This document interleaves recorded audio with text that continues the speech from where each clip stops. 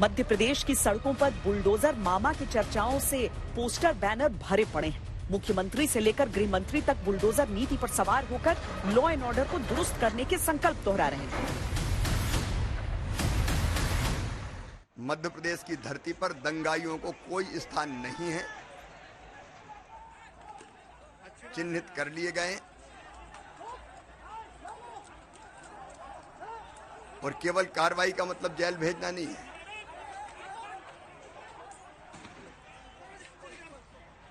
जिनने पत्थर चलाए हैं, संपत्तियों को नुकसान पहुंचाया है,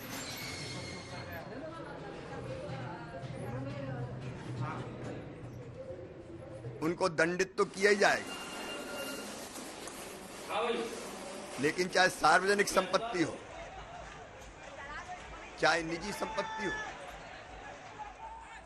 जितना नुकसान हुआ उसकी वसूली भी उनसे की जाएगी। कहीं भी कोई दंगाई को सर खाने नहीं देंगे।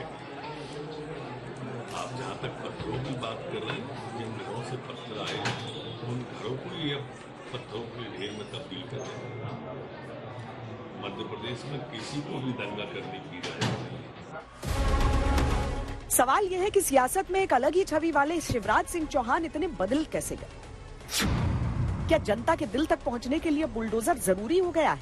क्या अगले साल होने वाले मध्य प्रदेश विधानसभा चुनावों में भी यूपी वाला बुलडोजर मॉडल चलेगा?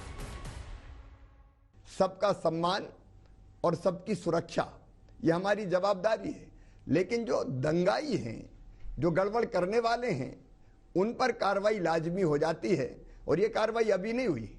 श्वेता जी, मैं आपको बताना चाहूंगा, पिछले 1.5 साल में 21,000 एकड़ जमीन हमने अनेकों दादाओं से, दबंगों से, गुंडों से मुक्त कराई है और उसको गरीबों में बांटने वाले हैं।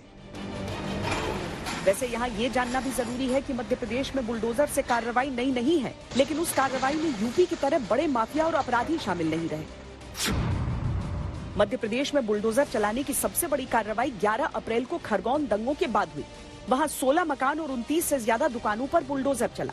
इससे पहले अप्रैल में ही रीवा रेप केस में महंत के मददगार संजय त्रिपाठी के निर्माणाधीन शॉपिंग मॉल पर बुलडोजर चला था। श्योपुर में गैंगरेप के आरोपियों के घरों पर बुलडोजर चलाया गया।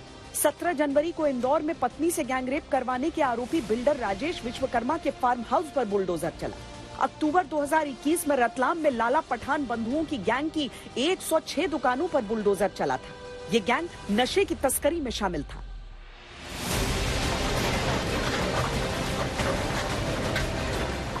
खरगोन में बुलडोजर की कार्रवाई के बाद शिवराज सिंह चौहान समेत दूसरे बड़े मंत्रियों के बयानों के बाद बुलडोजर मामा की छवि बनती दिखाई तो दी, लेकिन वो उसे लेकर विवादों में भी खूब फंसे।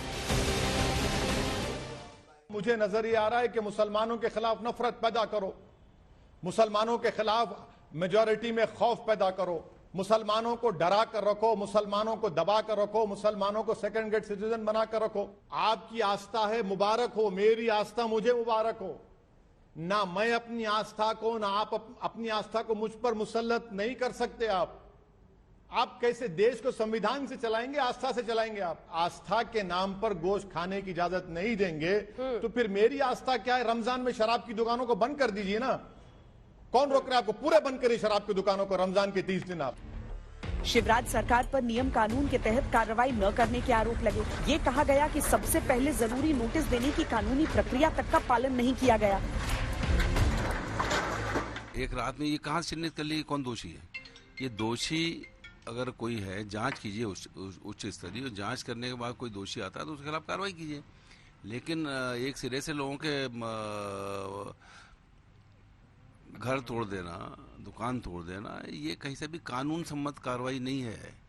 कानून सम्मत कार्रवाई है कि पूरी जांच कराते, जो आते चिन्हित होते उनको वो करते हैं। विरोधी पक्षों को पेट्रोल बम फेंके, गोली चली, गोलियां एसपी को लगी, पुलिस वाले घायल हुए, टीआई घायल हुए, ये तो दिखे ही नहीं होंगे विरोधी पक्ष को। सिर्फ बुलडोजर ही दिखा होगा। यही इस देश की समस्या है और यही ये समझ नहीं रहे कि देश क्या चाहता है। आपने चलते हुए जुलूस को चलते बैल में आर लगा दी। अब कार्रवाई हो रही है तो आप चीख रहे हो। मामा का बुलडोजर फिलहाल स्पीड से चल रहा है और इसी कड़ी में मध्य प्रदेश के पूर्व मुख्यमंत्री गोविंद नारायण सिंह की 6 अवैध दुकानें गिरा दी गईं। इन दुकानों को गिराने के लिए शासन प्रशासन 40 साल से कोशिशें कर रहा था।